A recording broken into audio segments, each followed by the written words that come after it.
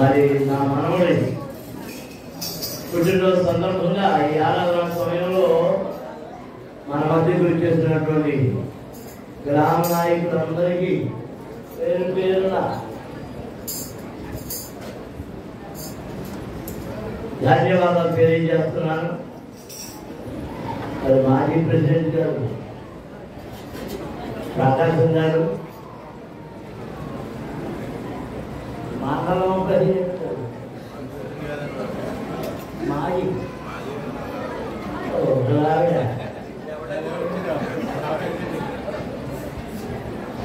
ఆయన ఈ ఎక్కడ నిద్ర ముగ్గురు కలిసి అందుకే స్పెషల్. మరి ఇప్పుడు గ్రామ ఉప సర్పంచ్ గారు, అలాగే మా వైఎస్ఆర్సీపీ నాయకులు రామారావు గారు, రామకృష్ణ గారు, మా తాతార తమ్ముడు, మా యూనివర్సల్ నాయకుడు బాలమయ్య గారు, ప్రెసిడెంట్ గారు కానీ వచ్చిందా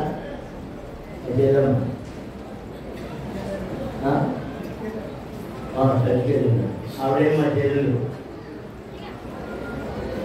మరి వీరందరూ వచ్చినందుకు వారికి ధన్యవాదాలు. 10 నిమిషాలు ఈ మాటలు వాళ్ళు ముందు మీరు వాక్యాలే మా మనవడు పెట్టించారా?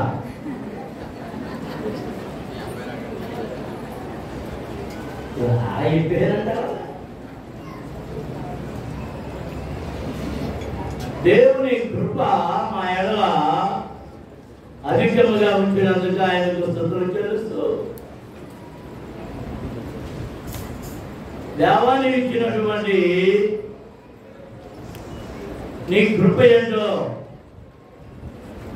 వెల్లడి చేయనప్పుడు 21వ కీర్తన నా ముందు కనబడడం ప్రారంభించింది. దావీదు రాజుగా ఉండి ఆయన దేవుని స్తుతిస్తున్నటువంటి ఘనమైన స్తుతి కీర్తన, దేవునికి చెల్లించేటటువంటి కృతజ్ఞత ఈ కీర్తనలో కనబడుతూ ఉన్నది. దానిని కొన్ని మాటలు మనము జ్ఞాపకం చేసుకుందాం.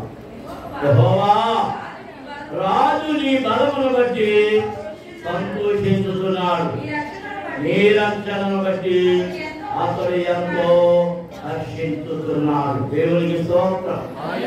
హల్లెలూయా. ఆ రాజు ఎవరు? ఈ కీర్తన వ్రాసిన దావీదే ఏ రాజు? రాజునైన నేనని చెప్పకుండా రాజు నీ బలమును బట్టి సంతోషిస్తున్నాడు, రాజుగా సంతోషిస్తున్నాడు. నీవిచ్చిన రక్షణను బట్టి ఎంతో హర్షిస్తున్నాడు. ఎందుకంటే అతని మనోభీష్టము నీవు సఫలము చేస్తున్నావు, అతని పెదవులలో నుండి వచ్చిన ప్రార్థన నీవు మానక అంగీకరించుతున్నావు. శ్రేయస్కరమైన ఆశీర్వాదములతో నీవు అతన్ని ఎదుర్కొంటున్నావు. అతని తల మీద అపనంజి కిరీటము నీవు ఉంచి ఉన్నావు. దేవునికి స్తోత్రం. హల్లెలూయా, హల్లెలూయా, హల్లెలూయా, హల్లెలూయా. దావీదుకు ఈ రాజరికం ఎలా వచ్చిందో, ఈ కిరీటం ఎలాగూ పెట్టబడిందో మనమందరం ఎరుగుదాం. ఒకప్పుడు గొర్రెల దొడిలో వడ్ల మధ్య వాడిని మేపుకుంటూ ఉన్నవాడు, అరణ్యంలో ఉన్నవాడు, అన్నలు వంటి చదువులు కలిగిన వాడై ఉద్యోగస్తులై రాజ కొలువులలో ఉంటే ఇతడు ఆఖరి వాడిగా, కనిష్ఠుడిగా, ఎన్నిక లేని వాడిగా వారి కన్నా మందలను మేపుకుంటూ తిరుగుతున్న వాడిని దేవుడు చూచి అతనిని ఇష్టపడి అతని యందు ప్రేమ పెంచుకున్నాడు. దేవునికి స్తోత్రం. హల్లెలూయా, హల్లెలూయా, హల్లెలూయా. ఆయన ఇప్పుడు అంటున్నాడు,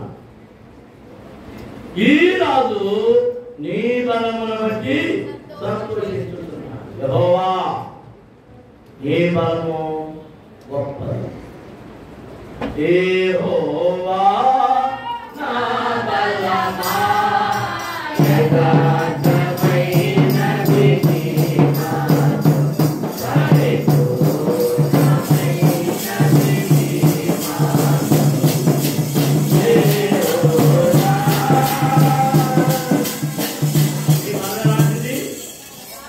యథార్థమైనది, పరిపూర్ణమైనది.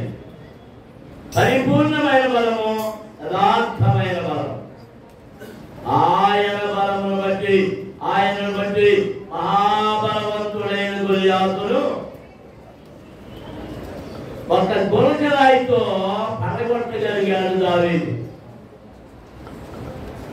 దాని గురించి అంటున్నాడు, ఇది నా బలము కాదు, నా శక్తి కాదు, నా యుక్తి కాదు, నా జ్ఞానము కాదు. యెహోవా రాజు నీ బలమును బట్టి సంతోషిస్తున్నాడు. అతని నీ రక్షణను బట్టి అతడు ఎంతో హర్షిస్తున్నాడు. అతని మనోభీష్టము నీవు సఫలము చేస్తున్నావు. ఇది నాకు అన్వయిస్తాను, మా కుటుంబానికి అన్వయిస్తాను. మనోభీష్టం అంటే మనస్సులో ఉన్నటువంటి కోరిక దేవుడు సఫలం చేస్తున్నాడు. అతని పెదవులలో నుండి వచ్చిన ప్రార్థన నీవు మానక అంగీకరిస్తున్నావు. మన పెదవులతో మనం ప్రార్థించినప్పుడు, మన హృదయంతో ప్రార్థించినప్పుడు దానిని ఆయన మానక అంగీకరిస్తూ ఉన్నాడు. అంగీకరించి ఏం చేస్తున్నాడు? 3వ వచనంలో చెప్తున్నాడు, శ్రేయస్కరమైన ఆశీర్వాదములతో నీవు అతనిని ఎదుర్కొనుతున్నావు. అతని తల మీద అపరంజి కిరీటము నీవు ఉంచి ఉన్నావు. దేవునికి స్తోత్రం. ఏ కిరీటము? అపరంజి కిరీటం. అపరంజి అంటే అత్యుత్తమమైనటువంటి బంగారం, అత్యున్నతమైనటువంటి, బాగుగా మంచి శ్రేష్టమైన ఆ బంగారంతో అతనిని నీవేం చేస్తున్నావు? అతని తల మీద ఉంచావు, కిరీటం ఇచ్చావు. కిరీటం ఎవరికి ఇవ్వబడుతుంది? రాజులకు మాత్రమే. అందరూ దేవునికి స్తోత్రం చేస్తారు. హల్లెలూయా, హల్లెలూయా. వారికి ఉన్న రాజరికాలను బట్టి ఆ కిరీటాల మీద ఆ పథకాలు ఉంటాయి, ఆ వజ్ర వైఢూర్యాలు ఉంటాయి. ఒకనొకప్పుడు మన దేశంలో ఒక రాజుగారికి ఉన్న ఆ కిరీటంలోని వజ్రం కోహినూరు వజ్రం. దాన్ని బ్రిటిష్ వాడు పట్టుకోయారని మన తెలుసు చాలా మందికి. దాన్ని మళ్ళీ తెచ్చేయాలని మరి వచ్చేసిందా? దాన్ని ఏమని అడుగుతున్నా, అత్యంత విలువైంది. ఇంకా ప్రపంచంలో అక్కడ రాజులు ఉన్నారు. ఇంగ్లాండ్ దేశానికి రాజు ఉన్నారు. మొన్నటి వరకు ఎలిజబెత్ రాణి ఉండేది. ఆమె చనిపోయిన తర్వాత ఆమె కుమారుడు రాజయ్యాడు. వాళ్ళ తల మీద కిరీటాలు ఉంటాయి, అత్యంత విలువైనది. ఇది నీవు అతని ప్రార్థన ఆలకించి అతని తల మీద పరంజి కిరీటమును దేవునికి స్తోత్రం. అందరూ స్తోత్రాలు చేస్తున్నా. హల్లెలూయా. ఆయుష్ నిమ్మని అతడు నిన్ను వరమడు కదా, నీవు దానిని అతనికి అనుగ్రహించి ఉన్నావు. సదాకాలం నిలుచు దీర్ఘాయువు నీవు దయచేసి ఉన్నావు. దేవునికి స్తోత్రం. హల్లెలూయా. అందరూ చేతులెత్తి దేవునికి స్తోత్రాలు చేయండి. హల్లెలూయా, హల్లెలూయా. మరి ఈరోజు జన్మదినోత్సవాన్ని జరుపుకుంటున్నటువంటి బిడ్డకు దీర్ఘాయుష్యమని ప్రార్థన చేస్తున్నా, ఆరోగ్యమని ప్రార్థన చేస్తున్నా, అన్ని ఆశీర్వాదాలమని ప్రార్థన చేస్తున్నా, చదువు మంచి చదువుమని ప్రార్థన చేస్తున్నా.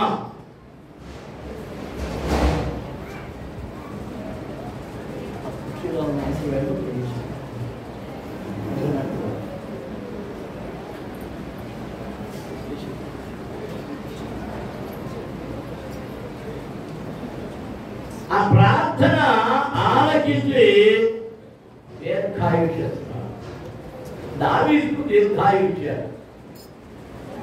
దాని గురించి మాట్లాడుతున్నారు. సదాకాలము నిలుచు దీర్ఘాయువు నీవు దయచేసి ఉన్నావు. రెండు ఆయుర్దాయములు కనబడుతున్నాయి. రెండు ఆయుష్కాలం. వాటిని మనుషుని యొక్క శరీర సంబంధమైన ఆయుష్కాలం అయితే,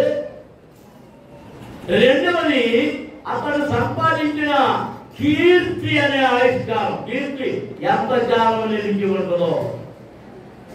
దావీదు యొక్క కీర్తి ప్రభు తిరిగి వచ్చే వరకు నిలిచి ఉంటూ ఉన్నది.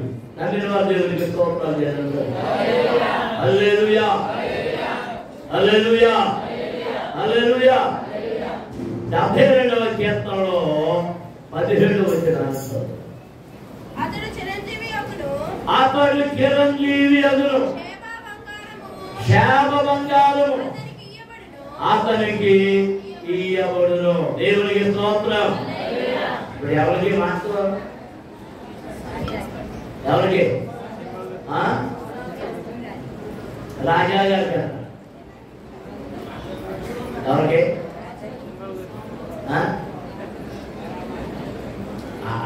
చిత్రంగా ముద్దు చేసుకొని మన నా పేరు చెప్పడం కలిపి మా తమ్ముడు చేశారు. మళ్ళా రాజా రామ పేరు బాబు, రాజా బాబు అని పెడుతున్నారు. అని మళ్ళీ రాజాబాబు అమ్మ ఇంట్లో వీడు కూర్చున్నాను, రాజాబాబు పిలిచేవాడు.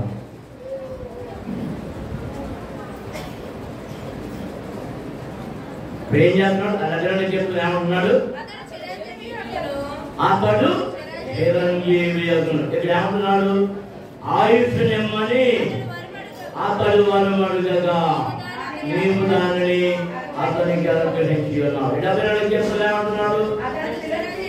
అతడు చిరంజీవి అగును, శాప బంగారం అతనికి ఇయ్యబడును. దేవునికి స్తోత్రం. ఆశీర్వాదం, ఆశీర్వాదం. అనుకుంటున్నారు మా మనవల గురించి ఎప్పుడు మాట చెప్పలేదు. ఆ మనవల కోసం మాత్రం చెప్తున్నారు. శాపబంగారం చేస్తాయి.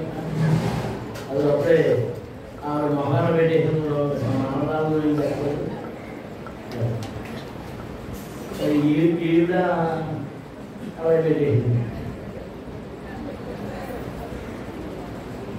అప్పుడు దేవుడు ఏ వాగ్దానం ఇస్తే అది దొరుకుతుంది. దేవుడు వాగ్దానం ఇస్తాడు. 800వ కీర్తన మొదటి 4 వచనాలు చదువుతాం. యెహోవా యొక్క కృపాతిశయమును నేను కీర్తించెదను. తరములకు నీ విశ్వాస్యతను నా నోటితో తెలియజేసేదను. కృప నిత్యము స్థాపింపబడిననియు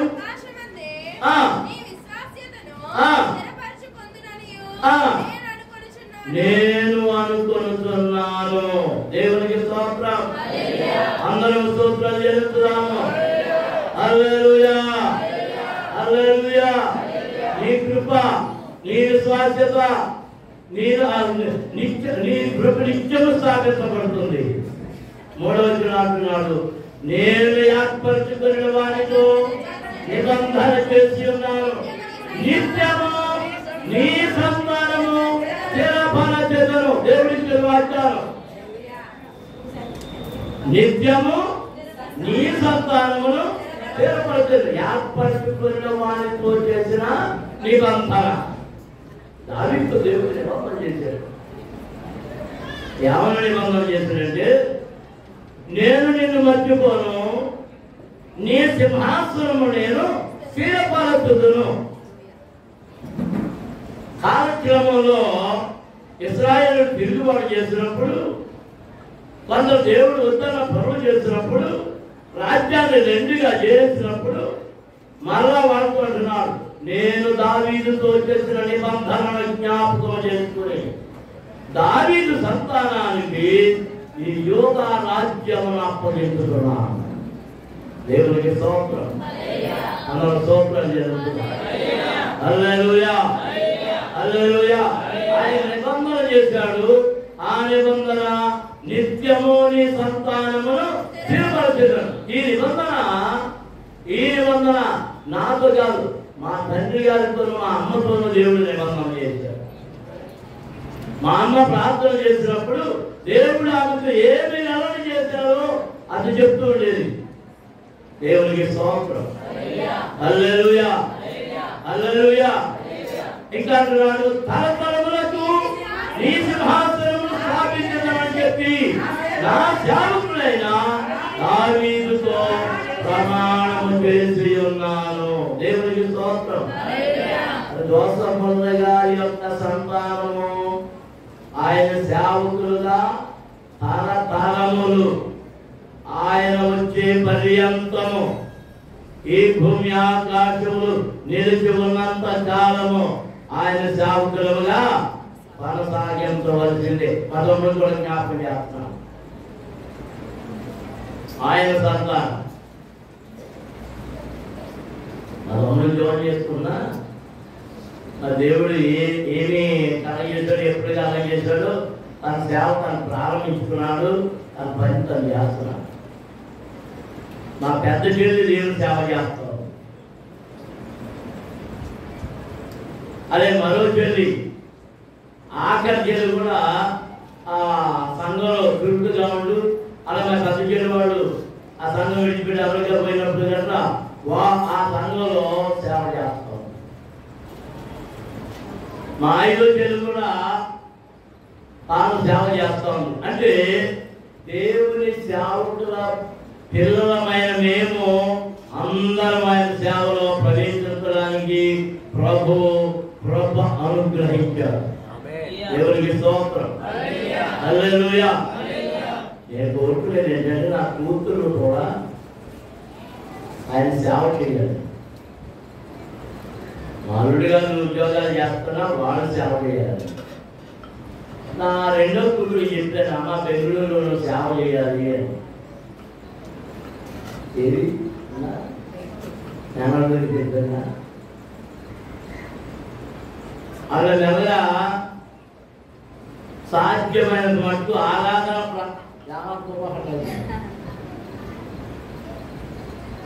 ఆ మేడ మీద ఆరాధన పెట్టేయాలని నేను కోరుకున్నాను. దేవునికి స్తోత్రం. హల్లెలూయా. సేవ ప్రారంభించినప్పుడు కొన్ని ఆటంకాలు స్వార్థాలను కలిగి చేస్తారు. ఆయనను వాటన్నిటినీ చిక్కుబడులు విప్పే దేవుడు మనతో ఉన్నాడు.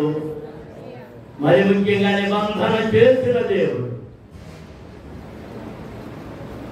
సేవకు వెళ్ళమని ప్రోత్సహిస్తున్న దేవుడు మనతో ఉన్నప్పుడు ఏ భయము మనకు ఉండనేరదు. దేవునికి స్తోత్రం. హల్లెలూయా. 29వ కీర్తనలోనే 29వ వచనంలో శాశ్వత కాలము వరకు అతని సంతానమును ఆకాశమున్నంత వరకు అతని సింహాసనమును నేను నిలిపెదను. బావి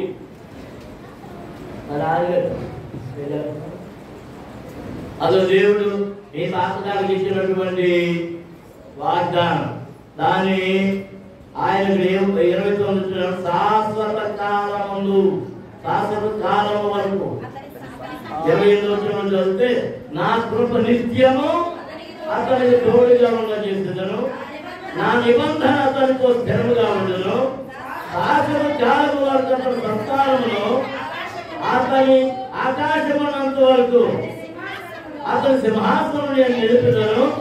అతని కుమారులు నా ధర్మశాస్త్రము విడచి నా న్యాయ విధులను ఆచరింపనియడలా, వారు నా కట్టలను అపవిత్రపరచి నా ఆజ్ఞలు కైకొననియడలా, నేను వారి తిరుగుబాటులకు దండలతోనూ వారి దోషములకు దెబ్బలతోనూ వారిని శిక్షించను. కానీ నా కృపను అతనికి బొత్తిగా ఎడము చేయను. దేవునికి స్తోత్రం. హల్లెలూయా. 35వ వచనం చదువుతుంది. అతని సంతానము శాశ్వతముగా ఉండుననియు అతని సింహాసనము సూర్యుడినంత కాలము నా సన్నిధిని ఉండుననియు చంద్రుడినంత కాలమది నిలకుననియు మెంట నుండి సాక్షి నమ్మకముగా ఉన్నట్టు అది స్థిరపరచబడలేదు.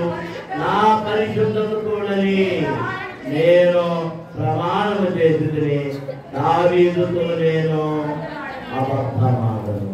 దేవునికి స్తోత్రం. హల్లెలూయా, హల్లెలూయా. దావీదుతో అబద్ధమాడను దేవుడు. ఆ దావీదుతోనే కాదు, ఆయన సేవకులైన ప్రతి వారితోనూ ఎవరితోనూ ఆయన అబద్ధమాడే దేవుడు కాదు, అబద్ధమాడ నేరని దేవుడు.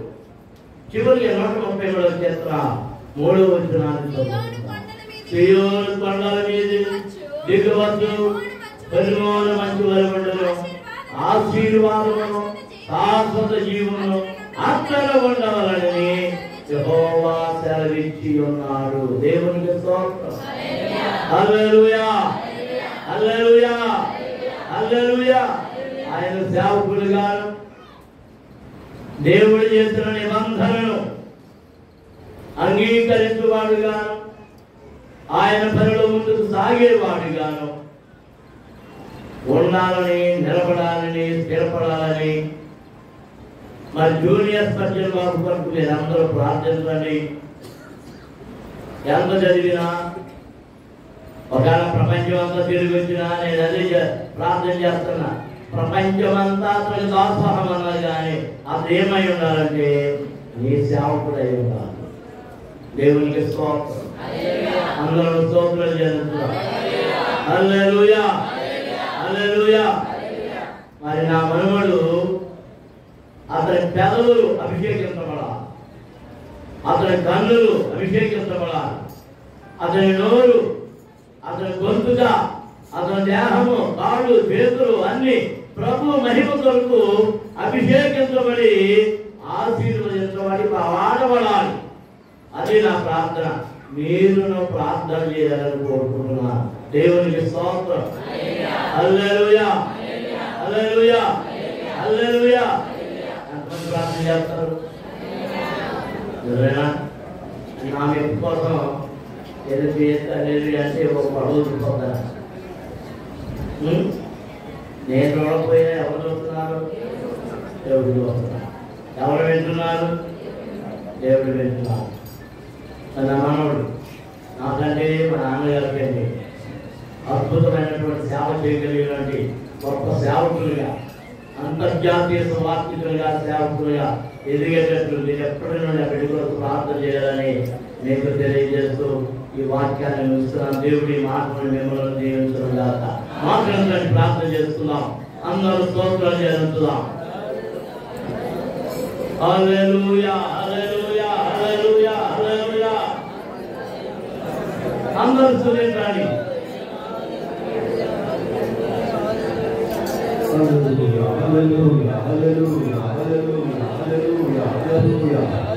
చెప్పబడినటువంటి వాక్యం ప్రార్థన నడిపించండి.